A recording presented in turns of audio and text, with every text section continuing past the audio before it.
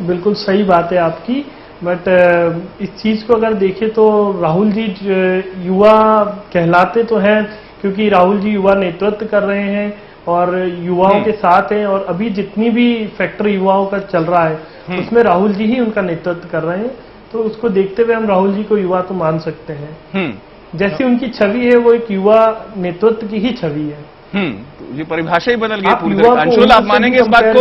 उसके काम से भी कंपेयर करें। अंशुल, आपकी पार्टी की बात में बाद में करूंगा, लेकिन जो सिद्धार्थ बात कर रहे हैं युवा की डेफिनेशन की, उसको आप मानेंगे? देखिए अमित जी, इनकी डेफिनेशन मैं हमेशा से कहता आया हूं कि कांग्रेस की कथनी और करनी में जमीन आसमान का अंतर है। आज जो लिस्ट प्रज्ञान जी के हाथों में है, अगर उसको भी देखकर हम ये देखें तो नेता पुत्रों को तो ये युवा की कैटेगरी में लेते हैं। नेता पुत्रों को चाहे हम गौरव पचौरी की बात करें, चाहे हम जयवर्धन सिंह की बात करें, लगातार हमारे भोपाल की मैं बात करता हूं, यहां पर मोनू सक्सेना कुछ दिनों पहले मेरे साथ टॉक शो में थे और वो ये बोल रहे थे कि उन्हें भी टिकट मिलने वाला है दक्षिण पश्चिम विधानसभा से। साथ में मनोज शुक्ला भी मुझे मिले थे जो यहाँ के लोकसभा अध्यक्ष है, उन्होंने बोला था मुझे नरेला से टिकट मिलने वाला है। तो निश्चित रूप से युवाओं को बरगलाने का काम अगर कोई कर रहा है तो ये कांग्रेस पार्टी कर रही है। लगातार ये देखने में आया है कि राहुल गांधी की हम बात कर रहे हैं, राहुल गांधी खुद इस देश में अनुकंपा नियुक्ति के माध्यम से आए हुए हैं। उनका कोई एक मेरा ये कहना है, सिद्धार्थ जी भी यहां पर काम कर रहे हैं। मैं सिद्धार्थ जी से पूछना चाहता हूं, आप भी नीचे से आए, रात दिन कांग्रेस के डंडे और झंडे आपने उठाए होंगे कांग्रेस की संगठनात्मक संरचना से होते हुए। मैं राहुल गांधी के बारे में पूछना चाहता हूं कि वो भी एक राजीव गांधी जी की संतान है, इसके सिवा उन्होंने इस देश के लिए, इस राष्ट्र के लिए क्या देखिए हम उस पे चर्चा नहीं कर रहे हैं। बातें उठती, अंशुल बात भागीदारी की है, उस पर चर्चा नहीं, वो डिबेट में एक अलग विषय हो सकता है। देखिए युवाओं को राहुल गांधी जी ने जो आपको बताना योगदान युवाओं के लिए आज मध्य प्रदेश की बात अगर हम करें तो चाहे जयवर्धन सिंह की हम बात करें, चाहे हम गौरव पचौरी की बात करें, लगातार मेरे आज भोपाल में भी पीसी शर्मा जी हमारे इनके कांग्रेस के जिला अध्यक्ष, इनको टिकट नहीं दी गया। दो यहां पर भी दीपक तिवारी और करण सहगल को भी इस्तीफा दे दिया यहां पर इनके संगठन मंत्रियों ने। तो लगातार कांग्रेस हमारे प्रदेश के युवाओं को बरगलाने का काम कर रही है। इन्होंने बात करी अभी इनके प्रदेश अध्यक्ष जी की, वानखेड़े जी की। इससे पहले प्रदेश अध्यक्ष थे प्रियव्रत सिंह जो दिग्विजय सिंह के रिश्तेदार थे। बहुत सारे लोगों ने यहां पर प्रयास करा। बात आती है अगर टिकट की तो गुड्डू के बेटे अजीत बोरासी को टिकट देने की बात करते हैं। बन के आए हैं तो पूरे मध्य प्रदेश के युवाओं ने उनको वोट दिया है।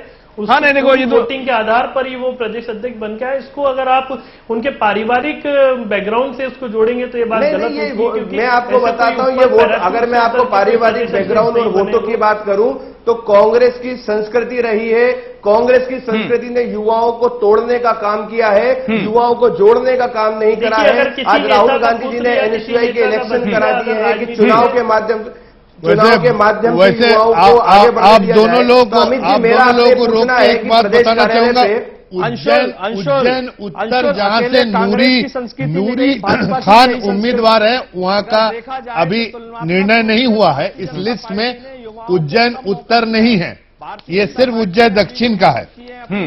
अभी उनका इंतजार बरकरार है। जिस बात को हम कह रहे थे कि युवाओं के मापदंड जैसे किस तरीके से समझ में आएंगे अंशुल, लेकिन अगर बात की जाए इस बात को, अंशुल मेरी बात सुनिएगा, इस बात को एक राजनीतिक दल से ज्यादा एक युवा होने के नाते मुझे जवाब दीजिएगा कि आप युवा मोर्चा से संबंध रखते हैं, लेकिन फिर भी अगर कोई युवा अंशुल तिवारी की उम्र का हो और वो चुनाव में उतरता है तो क्या इसका इंपैक्ट युवा मतदाता पर नहीं पड़ता है? वो ज्यादा उत्साह से मतदान करता है और ये वजह लोकतंत्र में है भी कि युवाओं के मतदान का प्रतिशत इससे घटता बढ़ता है। इतना आप मानेंगे? गैर राजनीतिक दल के तौर पर बात करिएगा इस बात के जवाब। एक युवा अंशुल तिवारी से पूछ रहा हूं मैं।